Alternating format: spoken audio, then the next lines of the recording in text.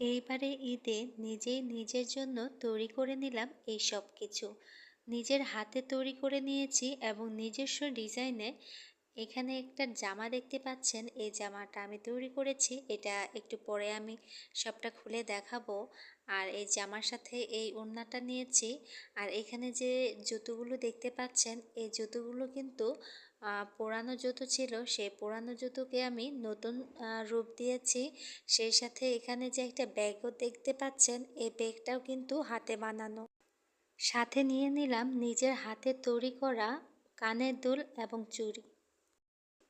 এই সুন্দর জামা এবং জুতোগুলো আমি নিজের হাতে কিভাবে তৈরি করলাম সেই ভিডিও কিন্তু আমি আরও আগে শেয়ার করে দিয়েছি, চাইলে আপনারা দেখে আসতে পারেন।